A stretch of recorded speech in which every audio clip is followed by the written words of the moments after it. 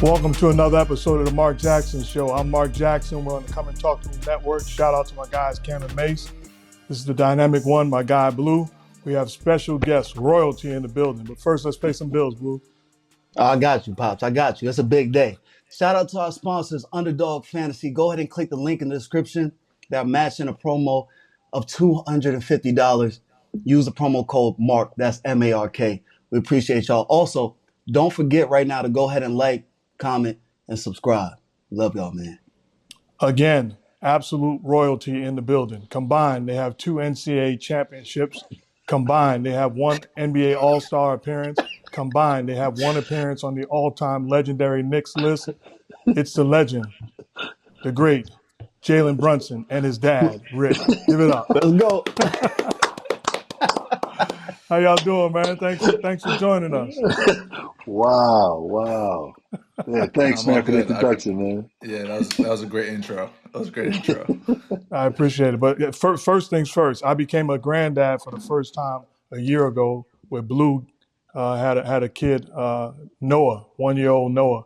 Changed my life and forever grateful and impact me in a way that I can't even describe. Congratulations to you and the family on your new addition. It got to be special as a dad and as a granddad. I mean, yeah, it's been great. It's we had we had 3 weeks to ourselves where we just like the family knew and kept it private, and it was amazing. And it's it's been I'm just happy that this didn't happen during the season, so I can kind of catch up on sleep. But it's been a great first 3 weeks. There's nothing like waking up in the middle of the night to those cries, right? Yeah, it's nothing like it, and it's nothing like it whatsoever. I can tell you in the middle of it. Oh, I'm in the middle of it for sure. I'm still catching up on some sleep. Rick, you got anything to say about you being a granddad for the first time, or you just going to mum's the word? Nah, I'm saying like I told you, it was 3 weeks ago. So I had my grace period, and then next you know, my phone's blown up yesterday because this guy decides to put it out there, and I'm like, "What y'all guys talking about? Why you congratulate me?" I thought something happened. And he's like, "Oh, your grandchild." I was like, "Man, I had a grandchild 3 weeks ago. I didn't know I had another one."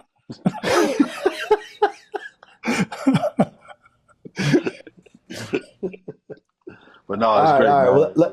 It's great. Let me shift gears real quick and ask this question because there's not many times that I get to ask this. Jalen, how did it feel growing up with a father who was in the league? It was pros and cons for sure. The pros definitely outweigh the cons, but I got to see basketball from a different lens growing up, and being able to see how hard he worked and um, not understanding it back then, but as I grew older to figure out what type of player I wanted to be and how hard I had to work. Um, I would get flashbacks of him working out, him working hard, and 3 times a day in the summer, and it kind of that helped me understand what hard work really was. And obviously the cons. My dad being on unguaranteed and being around the league, I didn't really get to see him as much as a lot of kids get to see their dads every other day, and so I didn't see him a lot during the season. That was definitely a con of mine, but I know he was living out his dream, and he was preparing me for mine. And um, being able to see all these great athletes and great professional players, and being in the locker rooms and seeing the atmosphere and just like understanding and seeing it what it was like at a young age, I knew I was definitely I was in the position where not a lot of kids uh, were or they dreamed of being, and so it really opened my eyes to a lot, and helped me become who I am today. How does it feel now having that guy who basically, I know how my dad was. He hammered you to get you to the place that you are today. How does it feel to have that dude on the sideline with you now and just in your midst every day? It's crazy because I getting getting the opportunity for him to coach me and obviously be on the same court every single day is something that once the opportunity came about, like you couldn't just like let that pass. And a lot of people said, "Oh, I could never play for my dad. I could never do that." And a lot of people see me like joke about like me quote unquote being a better player than my dad and doing stuff and like always like going at him in the media, like joking around. And but like our relationship is so different and nobody understands our relationship, which I'm okay with because it's me and him. You know, we're always gonna be on the same page no matter what. If we argue one day, it may take us a day, but the next day we're good. Like it's just our relationship is different from most that I think, and I'm so happy for it, and it's made me who I am. Not just a basketball player, but the man I am today. And he's him being able to hold me accountable every single day can be annoying, but it's put me in a position where I'm, becoming a player that, people dream of. And I want to continue to get better every single day. And he's going to continue to push me that way. Well, first of all, it's not a joke that you're a better player than him. That's gospel. Let's clarify that right then and there. But and I want to ask both of you guys this question because as a dad and as a son, you're working in the park, you're working in the gym, you're drilling them, but there's no way you can envision this being the ending. And I say that respectfully. You are a superstar playing in Madison Square Garden, being the face of the New York Knicks, the captain of the New York Knicks. That's a different level than the dude working out in the playgrounds. Did you envision this being the end point? No, not in the beginning. Not in the beginning. The beginning was always obviously getting to the NBA. And that was always the end goal. But while having an end goal, we always had stops. Like we had, all right, this is what we have to do for this year, the next year, the next year. And so our short-term goals were something that we focused on and we focused hard on every single day. And then knowing that it'll eventually get us to that point where we're able to achieve our long-term goal. But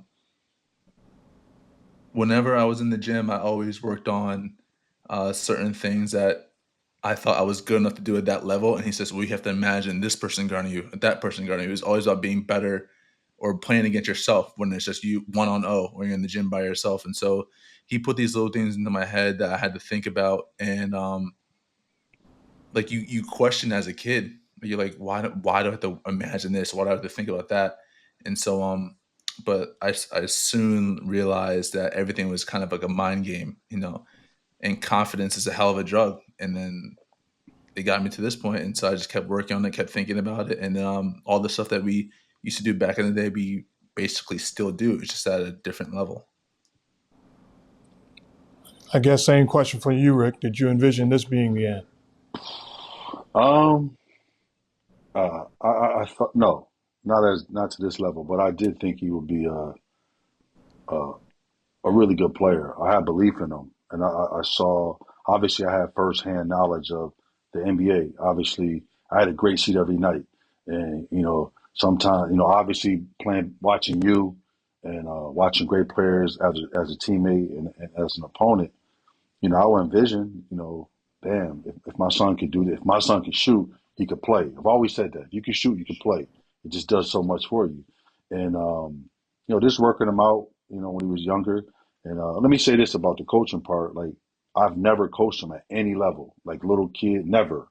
So I think the dynamic of me coaching him now has worked because like he's a man now, and I could talk to him as a man. I don't have to, you know, yell at a kid like, "Oh, you gotta do this," So I've never coached him. I've worked him out, but I never sat on the sideline and actually coached him. So to have this opportunity that Leon and Coach Tibbs gave me is it's great. Just to watch your son, compete every night. But I'm more of a coach. I'm not a dad on the court. So I think that's why it works. But there's a lot of nights, man.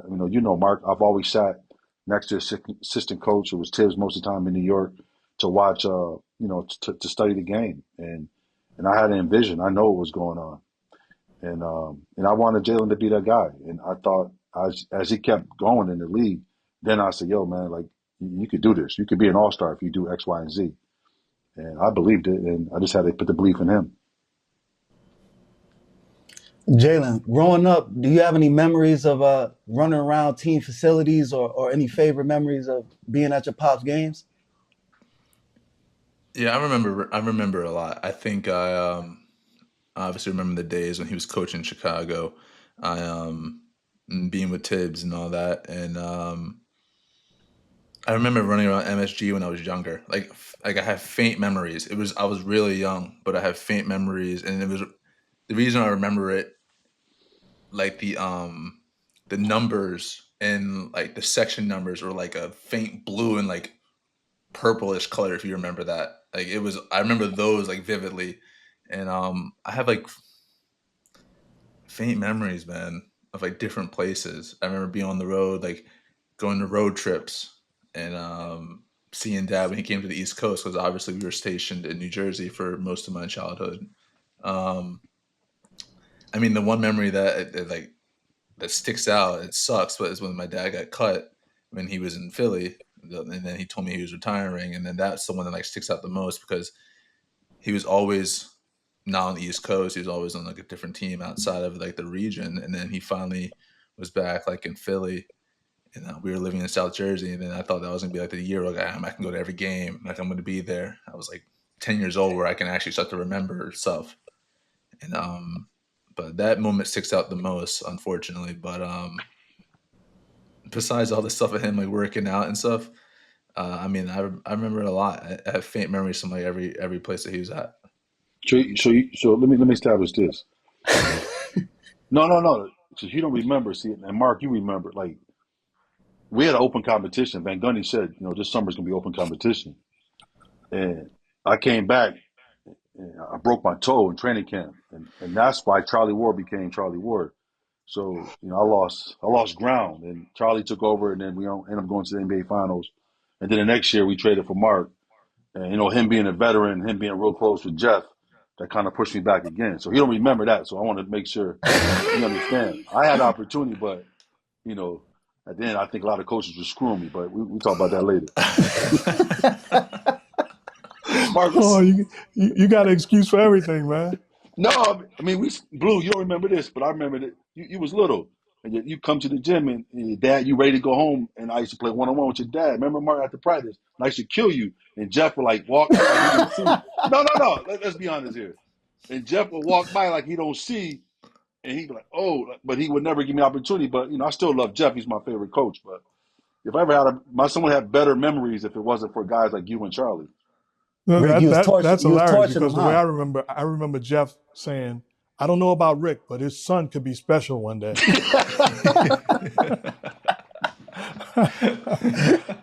but Jalen, let me ask you this, because I playing for the New York Knicks, growing up in New York City or being around it, obviously, like you, I can remember driving through in traffic, going to Madison Square Garden, listening to Michael Jackson's Man in the Mirror, screaming, singing it out loud, waiting to get to my work because I knew how special it was. How special is it for you pulling up and knowing that your workplace is Madison Square Garden?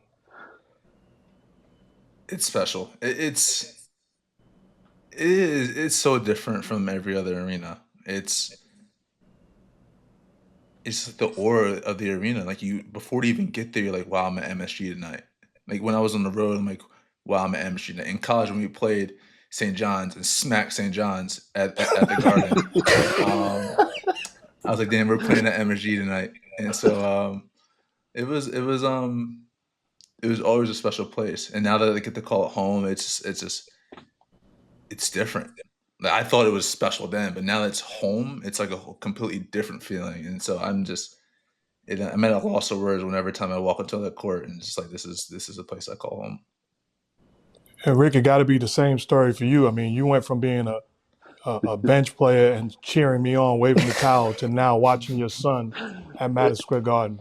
In all seriousness, that is very true. But in all seriousness, because I grew up watching you, so even as the 15th man and driving to the Garden, I just get goosebumps, man. It's just great. And as an assistant coach, then you can watch your child. Like I got the same feeling, man, when I was the 15th man to now. But to watch great players like Patrick Ewing, Larry Johnson, and guys like yourself that were good players, so it was special. So it's nice. Now on the side note, I wanted to ask something. I want to brush over it. I played at Louisville, Jalen. How does it feel to be in the NBA and play with your teammates that went to your same college with you? That's amazing. How does that feel? Yeah, it's crazy because it's something that you never think about. Like jokingly and be like, "Oh yeah, we can be on the same team." Like in college, but we never thought that as a possibility. And first of all, us just being in the league is crazy in itself. First of all, now we're on the same team is it's pretty wild. It's pretty wild, and it's something that it's gonna be fun. And the one thing I know about each other,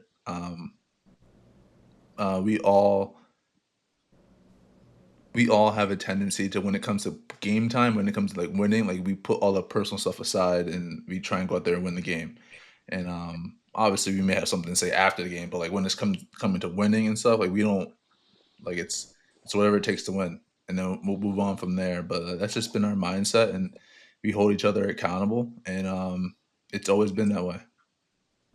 Now, the interesting thing during my research, the only two-time NCAA champs in the league are you and your Villanova teammates, the incoming UConn guys that's going to be rookies this year, and Al Horford.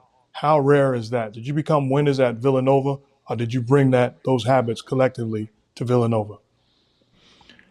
I think I'll say me personally, I thought I had great habits of winning before Villanova. Um,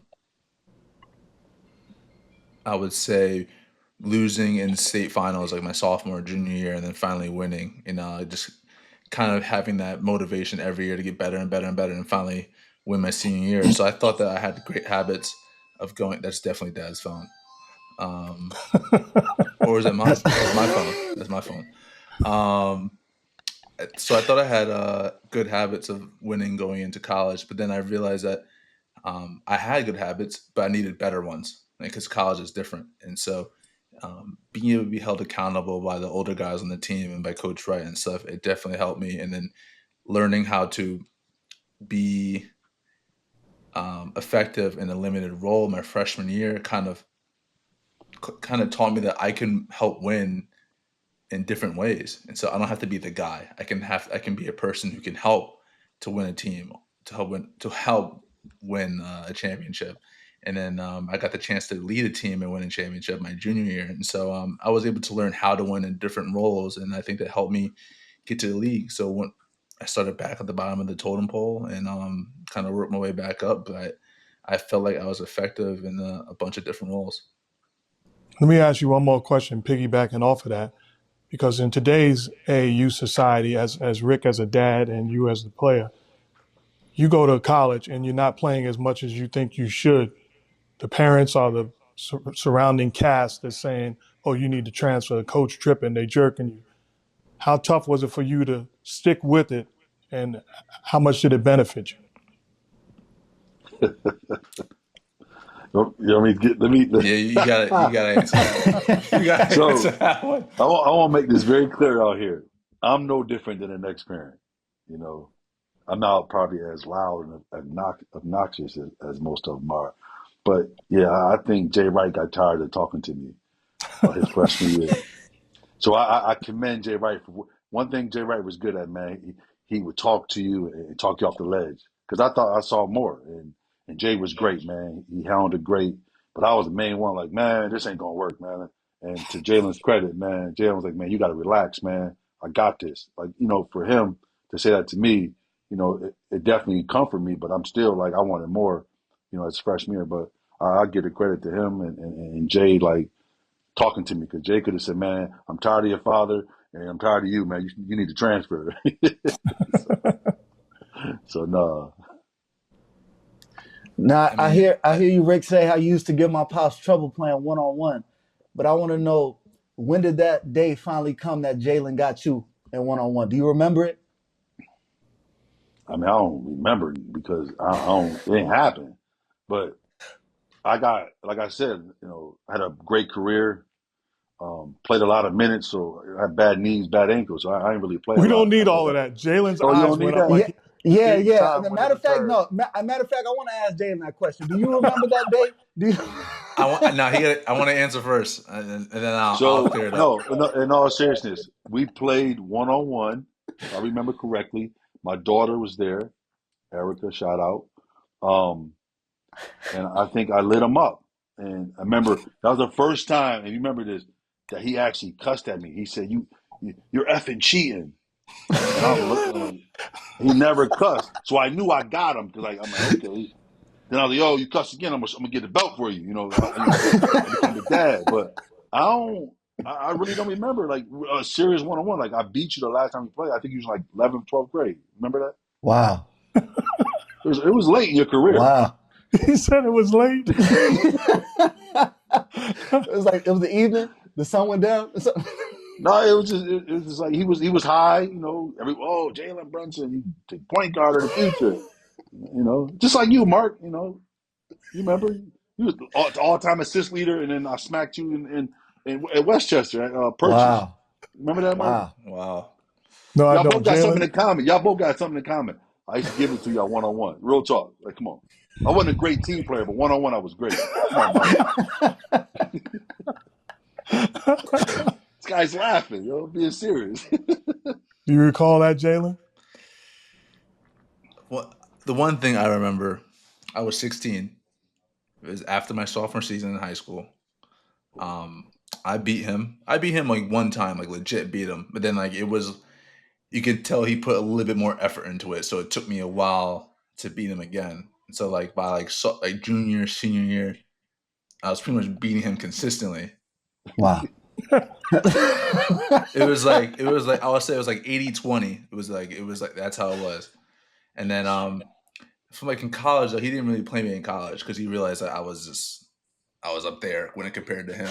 But he we got to the point where after my rookie year, we played in it was in the summer and we played, but it wasn't 1-on-1. It was we were playing pickup. We were on separate teams. And so it was like king of the court type of action. Tell that story. Listen. Oh my God. See, I'm giving you your props and now you don't want me to do it. He comes down. There's like a king of the court, like four versus four versus four, or whatever. And he hits off 5 straight buckets. 5 straight.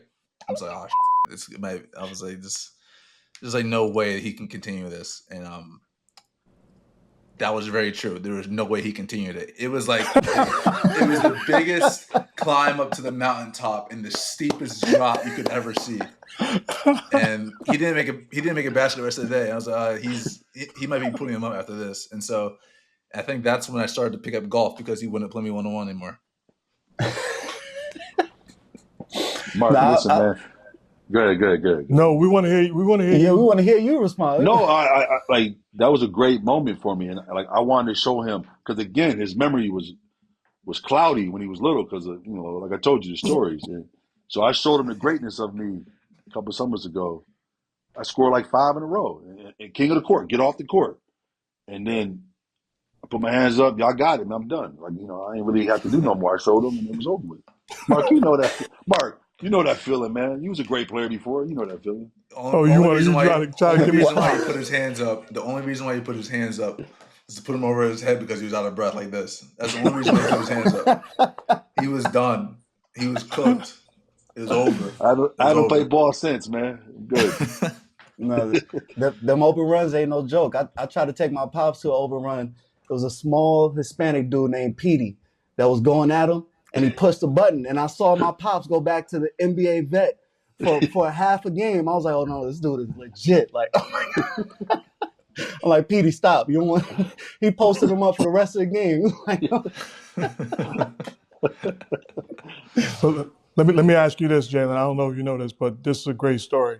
I played with your dad, and then he went to another team, and he's going to different teams, and we played against him, and guys that I knew on the team was like, this dude is the funniest dude ever. He is hilarious. So every team he went to, they said he was the funniest dude on the team. It wasn't until like we both had a teammate that joined the team that said, yo, this dude Rick using all your material. One time he used all my material and he's the funniest. He said as long as we don't play together, they'll never know. That's very true. Yeah.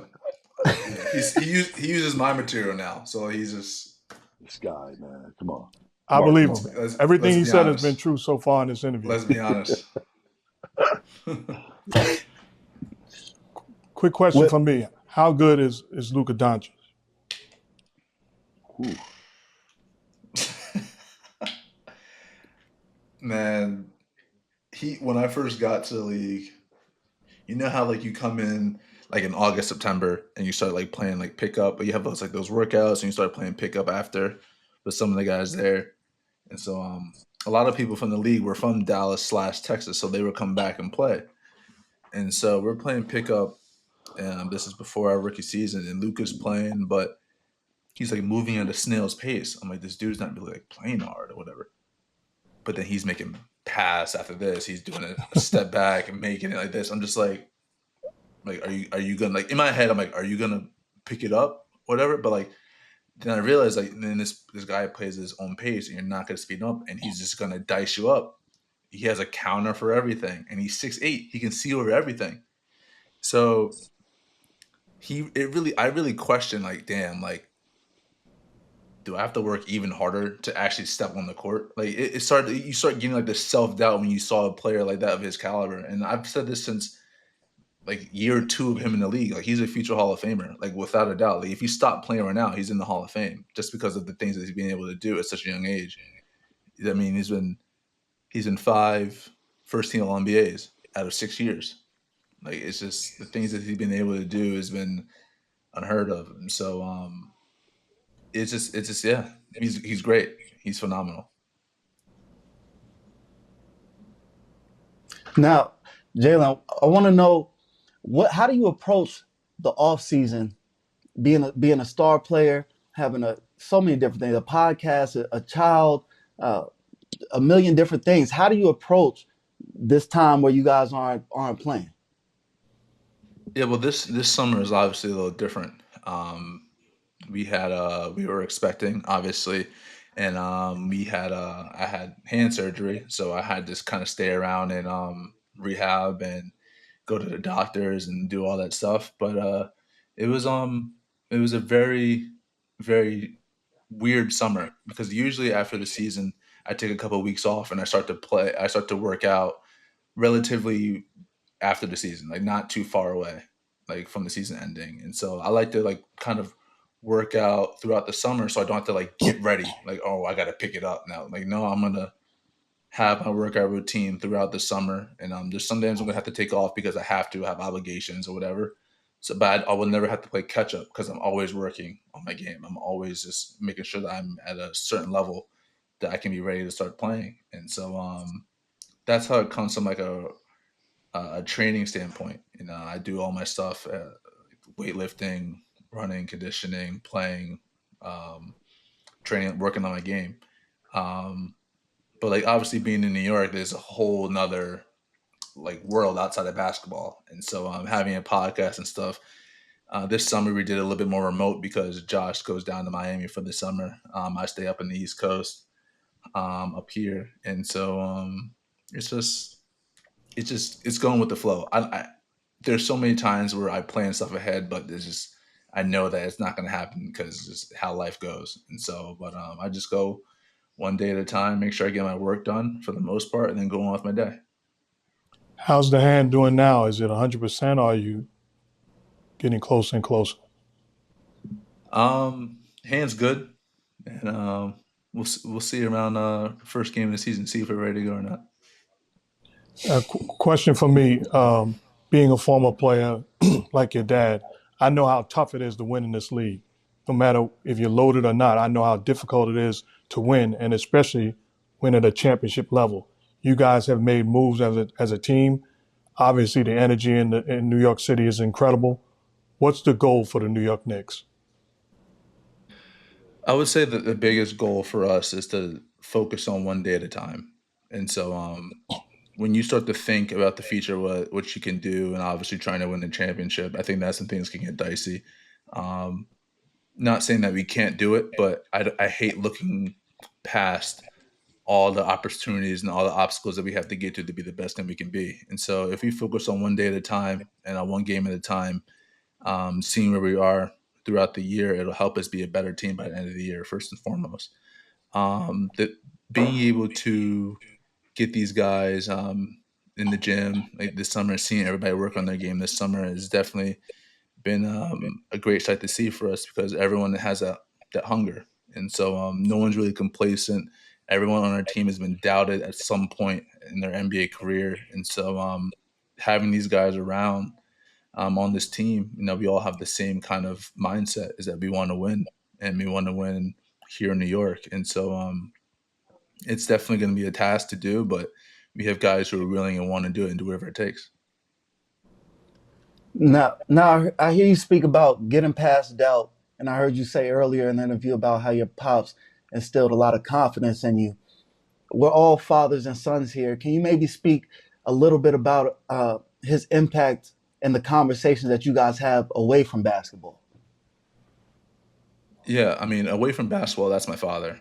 On the basketball court, that's my coach, and I learned that when I was at a young age, and it got to the point where it's helped me be able to be better on the court. And so, as soon as practice is over, as soon as the game's over, we don't even talk about the game after the game, good or bad.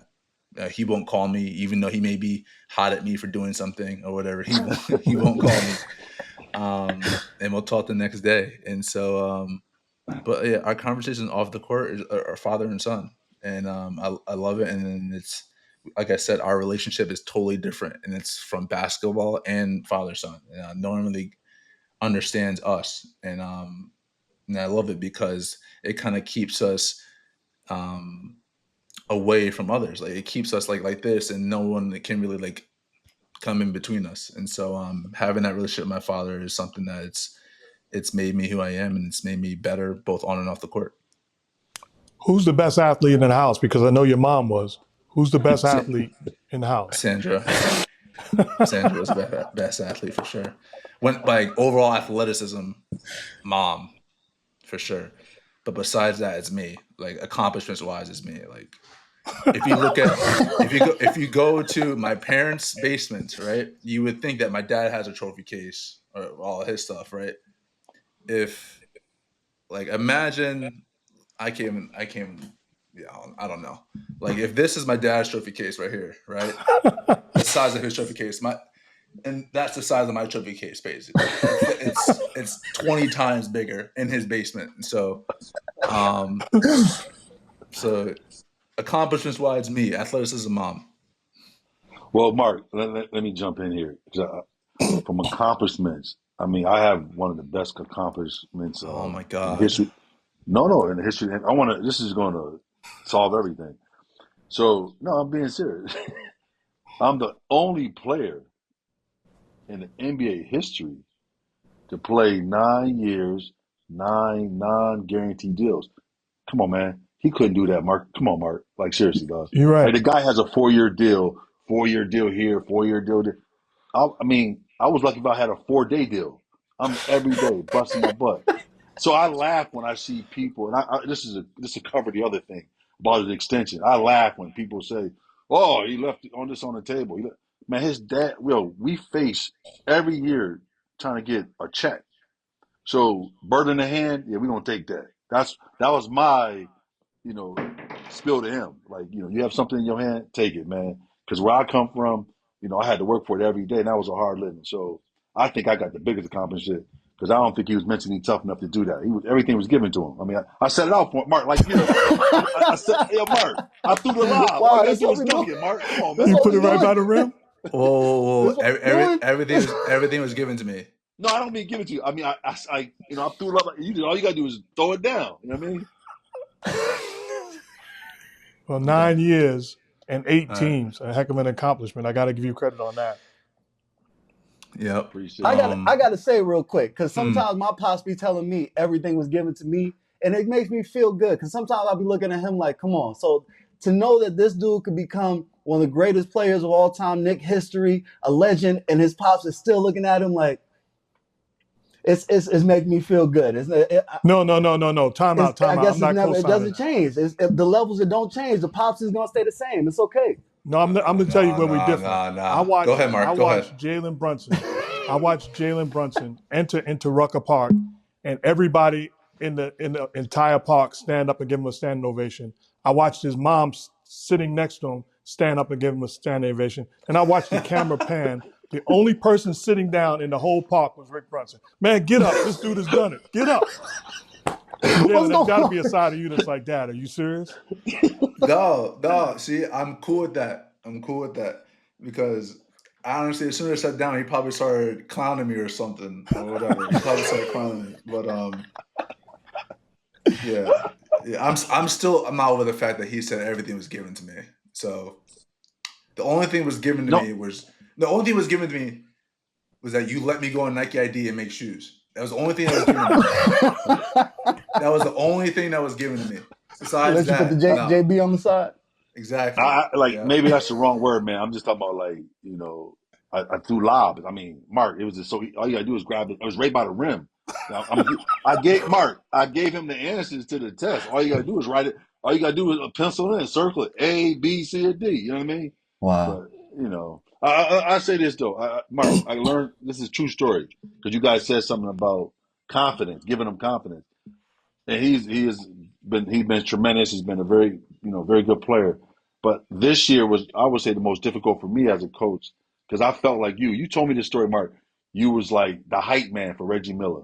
Come on, man, you're the greatest. You know how many times I had to do that this year to this guy? I'm like, Jalen, come on, man. You the best, man. You can do it. And the point is, no matter how good you are, I always tell people this, you can always lose confidence at some time. And I'm sitting there like, yo, nah, man, you the best, man. You've been here before. Let's go. So when I mean like putting the ball at the rim, I mean that's what I'm just lobbing it up there. And I had to, a lot of that this year was a lot of cheerleader, Mark. So I felt like I did a great job coaching. Clean it up. Anything to add, Jalen?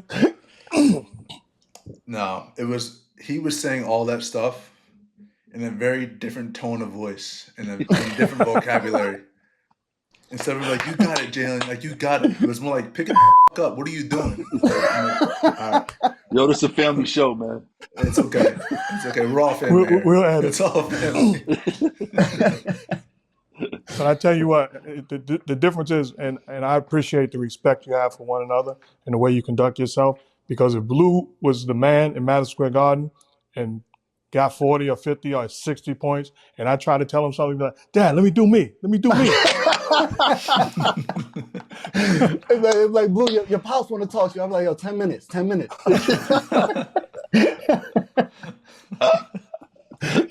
Well, Jalen, we know you got another appointment. We thank you for the time spending with us. And again, as a dad, as a former player, as a former Knick, and as family to you guys, I just want to say how much I appreciate, respect, and love the way you guys conduct yourself and your basketball royalty. Congratulations on everything you've been able to accomplish, and congratulations on everything you're going to do in the future. Keep making us proud, man. Love and appreciate you. It. Thank you so man, much. appreciate you y'all. guys. Yes, sir. Thank you guys for having me. Appreciate it. Absolutely. Was that for me too? No, that was partially you, but if he's not Jalen Brunson, you never hear that story. but here's my question to you, because I watched you play. I played against you. I played with you. We played one-on-one every day after practice. And in fairness to you, I can see how Jalen Brunson is your son. Lefty, crafty, could score, get it going, think you're a world beater. So you are not a poor man's Jalen Brunson. You are broke man's. You're a broke man. But I do see the similarity. Talk about the similarities in your game. I would say that the similarities will be we're both lefties, and we're both light skinned, and we got nice. I had nice hair back in the day, but I think it stops there. And I laugh when like you said, we got a great relationship, but like it's true. Like he's a unbelievable player. I would say I was more of a hustler, hard-nosed defense. You know that, Mark. I used to, remember you pick you up full court, you had trouble bringing it up. Like the same thing that Scottie Pippen did to you. Remember? Wow, shots fired. Yeah. I was more like that. You know what I mean? I was just a defender, So, yeah. As good as he is offensively, that was me defensively. Wouldn't you agree? No, I wouldn't agree to that. But I will say this. If you had a coach that believed in you and let you play through mistakes, you would have been an outstanding point guard, outstanding player. I will say that. The leash with you was shorter. I always say this: you're only as good as your coach thinks you are. So, Jeff, I hope you're listening. Are you blaming your career on Jeff Van Gundy? Did you just do that? Did you just blame 9 years of moving and shaking around the league on Jeff Van Gundy not giving you the green light? I'm still hurt, man. But we getting through it, though. We getting through But but in all seriousness, I know we're joking, but Yeah. there's got to be a point where you pinch yourself and say, man, I'm not just the player. That take care of itself. We'll see the next Jalen Brunson, but the player, and more importantly, the man that he is. Well, Mark, man, it's like Blue. You got kids, man, and you're so proud of your kids, man. Like they grow up to be, you know, great men, great fathers, great husbands, and so yeah, I mean, and just I don't take it for granted, man. To go to work every day and see your child, I do not take that for granted, and I say this every day. I haven't had a bad day in 2 years since I've been with the Knicks and watching my son. I haven't had a bad day. Wow. Blue, we Let me ask. have a Blue. I don't mean to interrupt you. We have a former guest in Dave Snowden, who's a dear friend of both of ours. But we once went to a concert in a park in Philadelphia, and Dave is in a wheelchair, obviously. So Rick picked us up. We put the wheelchair in the back. We go to the concert. We enjoy the concert. We leave the park at 12 at night, 11 at night. It's pitch black. It's dark. We get back to our hotel where Rick is dropping us off, and tell us what happened, Rick. So we're in Fairmount Park, Philadelphia, and I'm taking you back to the hotel, and we left a part of his wheelchair in the park, like his pad. And now we gotta go all the way back because he was downtown. We go all the way back to Fairmount Park, and it's pitch dark, and we had cell phones, and we were looking for it, and we're just looking around. Must have took us 30 minutes to find his pad, man, and we eventually found it, and obviously the rest is history, man. But yeah, Dave was mad at me for a long time. He thought I purposely left the pad there, but it fell off. Did you? No, we picked him up, and the pad must have fell. I mean, All right. But it's in seriousness, you think about Jalen doing what he's doing in the Knicks uniform. You yourself are extremely accomplished. You went from a guy that played 8 different teams in 9 years to now the lead assistant for the New York Knicks. You got to be riding to the arena and pinching yourself, as you talked about, how far you've come and what you've been able to accomplish. Man, it's like I said, man. I smile every day, man. There was times where you sit in your hotel room, and after someone cuts you, and you just trying to figure out what's your next move to this. Like I said, I drive every day. I drive to work, man, to Terrytown or to MSG, man. I'm smiling, and just to be a part of the Knicks organization. Obviously as a former player, but definitely as a. I don't think anyone remembers me as a former player. They remember me more as Jalen's dad, but that's okay. And but it's great, man. I love going to MSG. I love watching our team play. And it's been fun for the last couple of years, and hopefully we keep it going. I want to know, a lot of people in life just say, just do it, or they try to give soliloquies or easy answers for how to get things done. You being somebody who continuously dealt with adversity year after year, having unguaranteed contracts, how did you continue to chase after your dream and push through it? It's funny. People ask me that question, man. Like, I always had fight. Obviously, playing for Coach Chaney, was like he's like my dad. I didn't have a father growing up, so just having fight, having determination. I knew I could play in the league in terms of I knew there was a spot for me. Obviously, like Mark and those guys who were great players. Look, I didn't look at that. I wanted to be on the team and contribute. If someone got hurt, I could step in and relieve those guys until they came back. But just getting up, working every day. And we have a saying here, the magic is in the work. People always ask me about even Jalen. Hey, how'd you make your son great? Listen, I didn't make my son great. Like, there's no magic to it. You just work. And all the credit, people always come up to me, and I say this in all seriousness, the credit goes to Jalen. You can push a guy. You can tell him what to do. If they decide to do it, cool. If they don't, you won't get to what he's doing now. So the credit goes to him, man. He wanted to work. He was hungry. He worked, and I'm proud of him for that. Last question for me. You played in college for the great John Chaney. You played in the league and played and coached under, obviously, a future Hall of Fame and Tom Thibodeau. Talk about the similarities of both of those great coaches. Man, there's so many, man. Like, and people don't realize. I met Coach Tibbs when I was like 15. When I was in high school at Salem High, and he was the head coach at Salem State, and we used to. It was a men's league. Mark, oh, he ain't gonna like this. It was a men's league, and he would play with his team. He was still, and I'm in high school, and so my coach will put us in the men's league. And his story is he used to kill me, and my story is I used to kill him. Ain't no footage, so we're never gonna get to the truth. But in all seriousness, man, I'm 52 now. I've been on Tibbs a long time, man, and very, very detail oriented, disciplinarian, hard worker. Everything that Coach Chaney embodied, that's what Tibbs embodies. And the reason why Jalen can thrive under Tibbs is because that's the way I raised my son, the way Coach Chaney raised me. And Tibbs is just an extension of myself or or Coach Chaney. It's the same. And, he demands greatness. He demands perfection. And that's what I demanded, with Jalen. So it's been a great marriage, and hopefully we keep it going.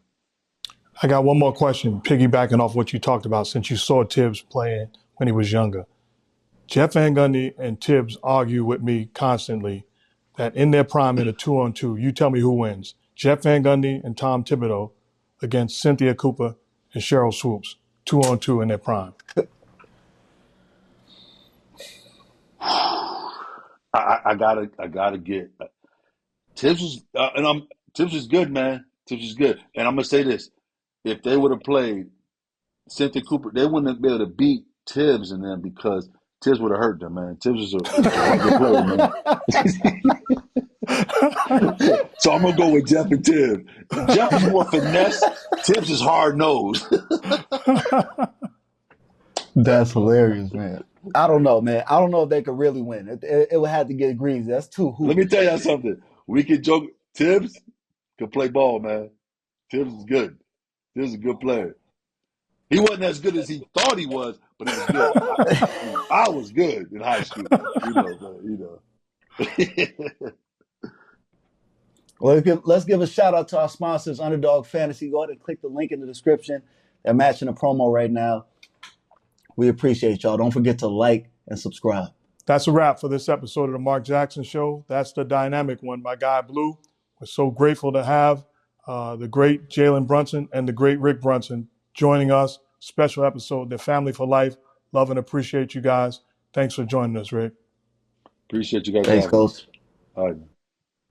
Remember, retired former boxing champ and future Hall of Famer Shawn Porter talked about in an interview just recently his battle in September of 2019 against the great Errol Spence, a hard-fought fight that went the distance. But something happened in round 11 that Shawn Porter talked about in an interview recently. Errol Spence connected with a left to the chin of Shawn Porter, knocking him down to the canvas. What he did next was absolutely brilliant. Shawn Porter said in an interview, he got up right away, slammed his fists together, looked at Errol Spence and said, "Let's go." Knowing he was hurt, knowing he was hobbled, knowing he was in danger. What it did was send a message to Errol Spence that we're here for the long haul. Now let me talk to you. Your problem is you're milking it. I know you took a shot. I know you're hurt. I know you're hobbled right now, but you're milking it and you're giving life to the opposition. I double dog dare you to get up off the canvas, look at whatever opposition you're facing and say, "Let's go. This is your time." Blessings.